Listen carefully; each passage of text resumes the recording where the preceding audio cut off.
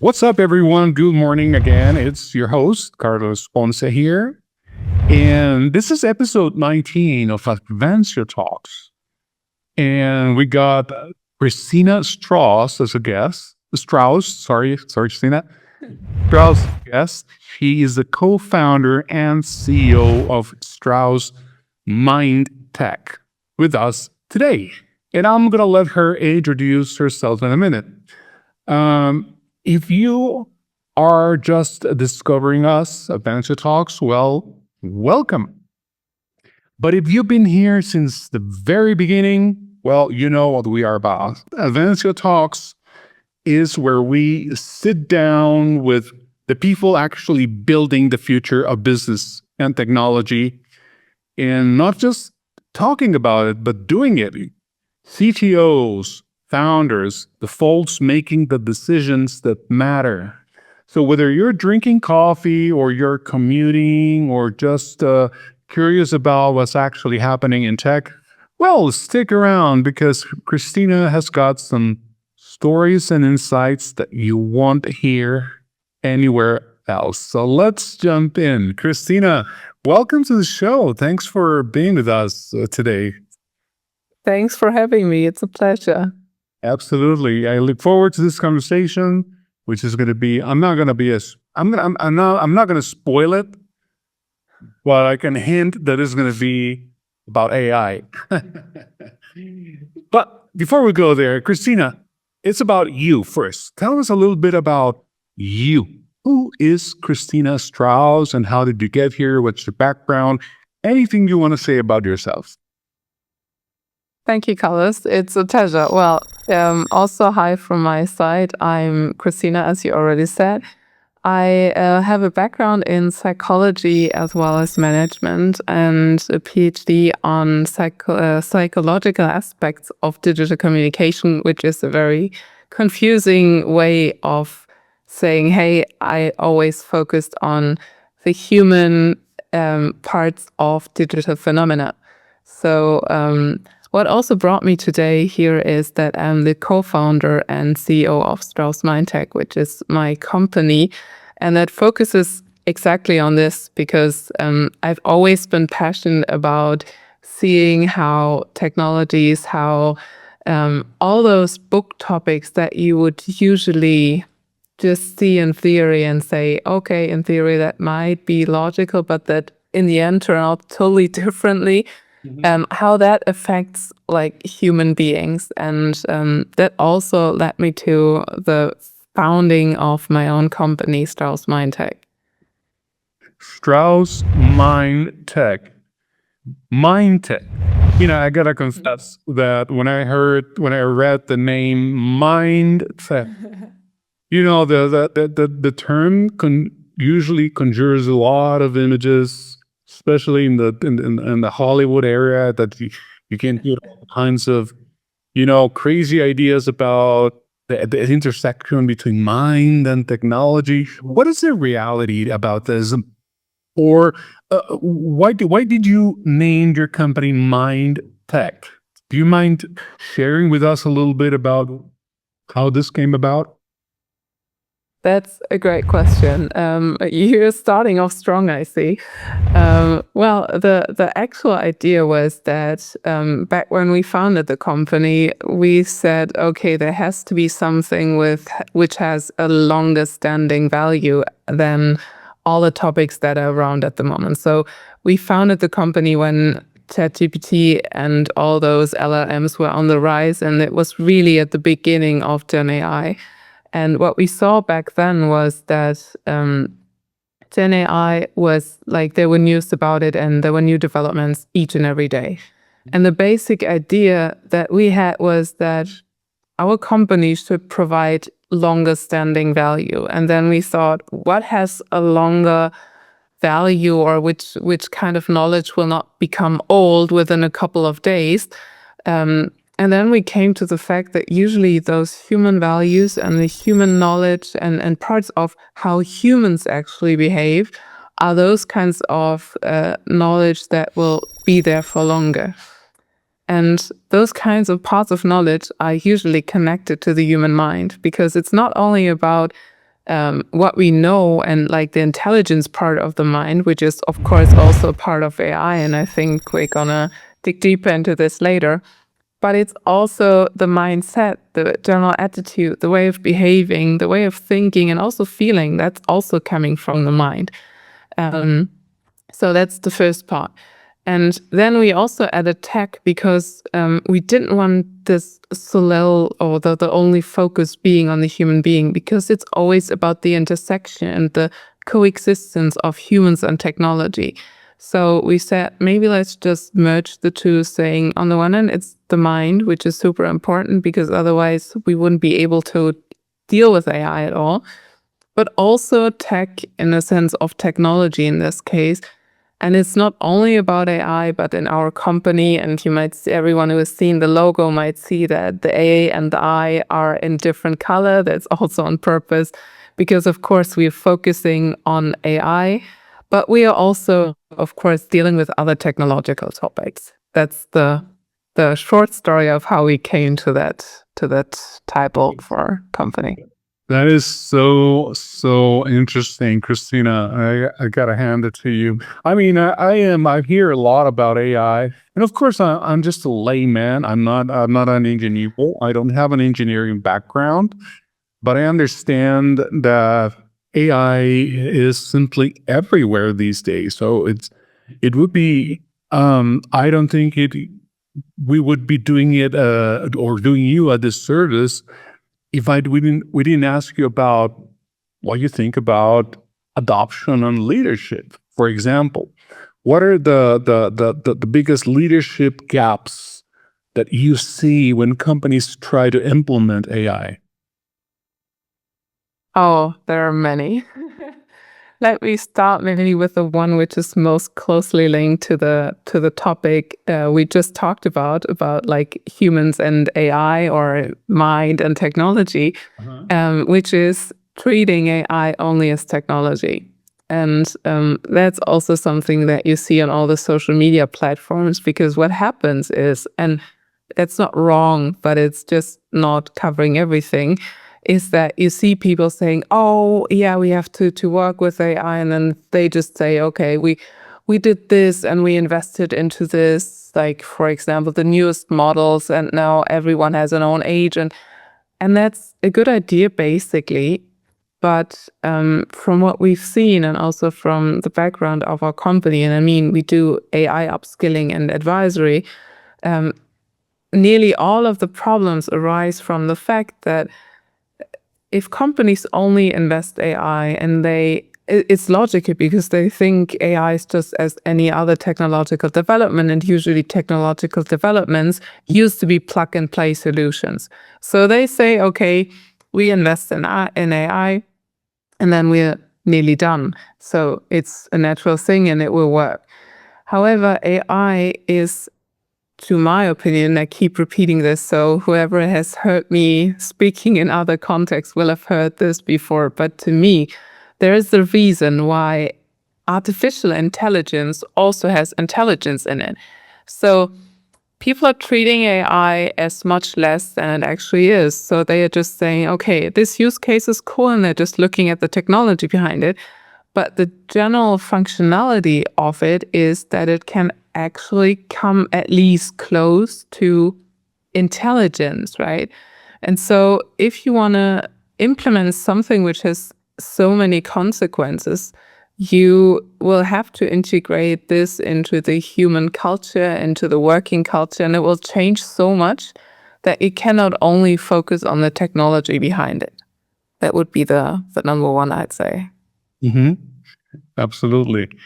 And of course, we're talking about something that's very important. And this is something that I heard you say, that AI is not just about the technology. So that's what people hear AI and they think in terms of technology, right? Like almost automatically. But there's also some human elements. That's my assumption, is that there's the human element behind AI, be it a prompt engineer or whatever the role is, Yeah. right? So we're talking about humans here. So what would you say? Excuse me. What skills, let's say, what skills should organizations prioritize when hiring for AI driven environments? Well, building upon what we just said, that also depends on which level you're trying to hire for. But in general, AI will change, as I said, nearly everything. So what you will need as a future leader, and there might be people disagreeing with me right now, but maybe that's also the fun of it. But to me, it will be proactivity. So if you're not proactive in, for example, learning mindset, in trying to kind of absorb new developments and things, you will be behind so easily. Because if you have a look at, for example, graphs showing the development of technology and the development of human adaptation, the human mind and the human being can only adapt so quick. And there's a limit to this, and it's pretty linear. But the technological development is exponential. So if you don't have a certain proactivity saying, okay, I will also kind of fight for myself that the gap's not getting too big, that would be one skill. However, the second skill is closely linked to this. Usually before, you would say if someone knows it all, it's better than someone who doesn't know it all. But in AI, you can never know it all. You can never be ahead of the curve, or at least stay ahead of the curve for a longer time. So you also have some, or you need some kind of frustration tolerance maybe, and some willingness to start all over again, because everyone who has experience with AI, and maybe you have experienced that as well, I'd love to hear your thought on this, is that once you've tried to experiment and one day it worked out amazingly well, and then you said, okay, now I got a hang of it, and the next day nothing works out at all, so that you say, hey, I have to start all over. Maybe I have to completely question everything that I know. Even if yesterday I would have thought that I know everything. Have you experienced that with AI as well? Probably not to a well, I would like to say yes, but to be honest, I'm not sure, because as I said, I'm a regular layman user of technology, right? So, but I think the whole phenomenon is intriguing. The whole thing about finding and as the title of today's conversation is, the human side of artificial intelligence. But that's, whenever I think about what you just said, I think in terms of what is the human side of artificial intelligence, and I'm still trying to grasp it, because it's not something so easily. I mean, for you, let's take, for example, let's say that I'm working with Claude or ChatGPT, Yeah. whatever, and then I interact with the platform in such a way that it's a weird feeling, because it feels as if even though it's not real, but it feels as if he knows me, or Yep. the technology knows me. You just said he. He or she or it. No, I didn't mean the no, I didn't mean the gender, but you gave it like in personality. I don't care if it's male or female, but I think it's nice that you didn't say the system or it. You said he, so it seems to have a kind of an identity for you, right? I mean, and it's a little. That's why I say it's a little bit weird, because we're as humans, we're barely getting used to interacting with it in such a way that it is sold to us as, hey, it's just think of this as another tool. But then other people say, no, just think of it as another human who's helping you, because he is replicating you. So it's confusing in that sense. So I don't know what to make of it sometimes. I even ask Plot something about XYZ, and then it's going to spit out something that I would myself be saying, and it's creepy, you know. So I don't know. I would like to learn more about the precisely that part of the human side of artificial intelligence. Let me go back to square one. If I were to ask you, Christina, today we're talking about the human side of artificial intelligence, and then I ask you, what is the human side of artificial intelligence? How does it empower teams to lead digital transformation? What would your response be? Oh, wow. I mean, now you're kind of asking me to summarize everything that we are doing in one sentence or a couple sentences. So let me try to kind of nail it down to maybe some parts of what I'm thinking here. Because let me also start with square one, because the basic data, when you have a look at AI, is also still human made. So it's always very funny when you say, for example, yeah, you have to watch out. For example, let me just give you one example because I will not cover everything here. But if you compare human thinking with AI thinking, if you can call it like that, people usually say, yeah, but humans are biased and they can't like process so much, and the processing part is right, but due to the fact that there are only certain kinds of human-made data in the system, also AI systems are completely biased. So I had the pleasure of talking to the CTO of Amazon a couple years ago. And he said also that most of the very large data sets of AI are usually based on Northern American data. And so this is also a huge bias, right? So that's where the human part starts, actually.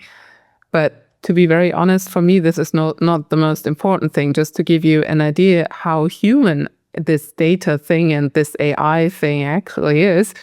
But if you have a look at how it affects humans, I think that's even more interesting, because it can go from just using AI as a tool, but what does it do? You've seen all the things or the topics in the news about, oh, AI creates fear. And that's actually a very big topic here, because that's something, it changes how people work together.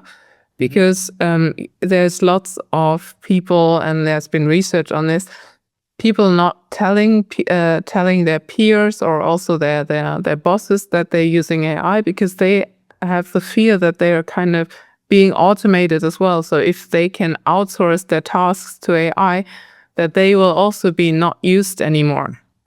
And so I think right now that's one of the basic questions that you have to ask, because to me, someone who's only talking about like the human part of AI, and that's my job, everyone's just thinking it's AI versus machines. But maybe that's not the real question. Is it not the question, how can humans kind of still generate an extra value like next to AI or with AI even?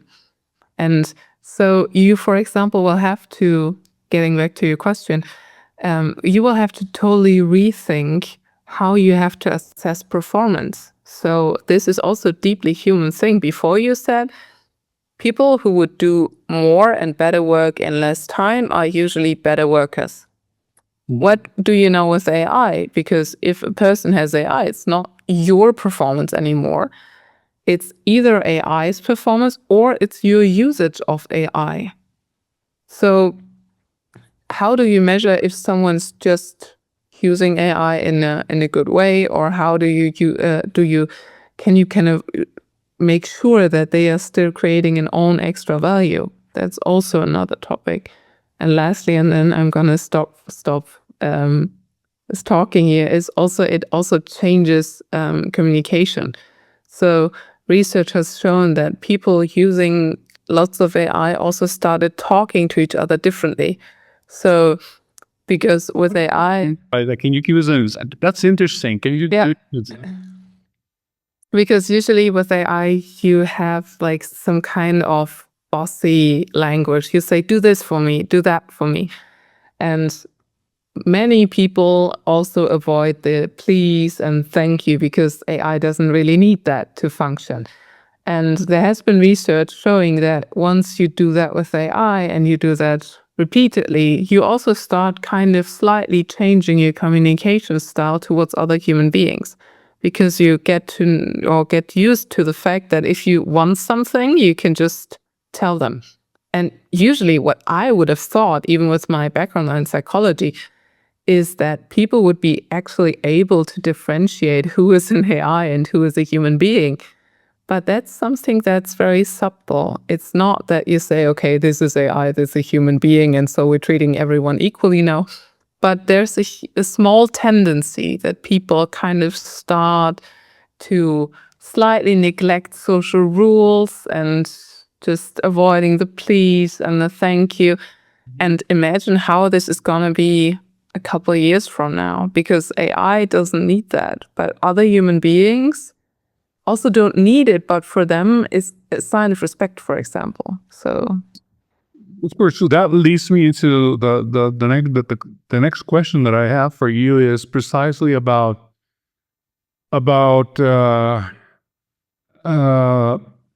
team integration. Is how does the way that we communicate with an AI. Let's say that I'm working by myself in my office and I'm doing things with AI and such. But then let's take this scenario into a larger company and a larger team. How does the integration of AI into your everyday tasks affect, or do they affect team collaboration and communication patterns? What would you say about that? I think there are differences if you're talking about short-term and long-term consequences about this. And also, of course, because whenever we're talking about AI, I would assume that we are now mainly focusing on Gen AI, which also produces human-like outputs. It would be different, of course, if we would just look at like math AI. Of course, every AI is also math-based, but if you would just look at, I don't know, pattern recognition or predictive AI, but Gen AI will most likely lead to more asynchronous work, for example, because if you have an AI, for example, summarizing, this is one of my favorite examples, summarizing meeting notes and meetings from your team colleagues where you, for example, were mentioned, and that's already happening, by the way. If they are, for example, talking in a different time zone, because for you it's morning, for me it's like close to 8 p.m. So if I was in Australia or somewhere, it might be even farther apart. So it might also be that there are meetings where you're not participating because you're sleeping, others are talking about you, maybe even telling each other, yeah, this person should do this and this. And if that AI is summarizing this, you can just read it in the next morning and say, okay, I have to do this, this, and this, and person X did this, before you had to talk to other people for this. And even if it's more efficient, it might not be the best way to actually increase team cohesion, right? Because if you're not really having any forced points of interaction with people anymore, because you get all the summaries and everything, this might be not very good for the team culture as well. Another thing is that, for example, the coordination is different, because back then you would usually say you're working with other people. Right now, or maybe also in the future, or even more in the future, you will not only be working with other people, but also with other AIs, agents, and so on. So the points of interaction, the coordination, will become way more complex, because it's not only between humans, and you see how complex interactions are between humans already. Right. Now you, yeah.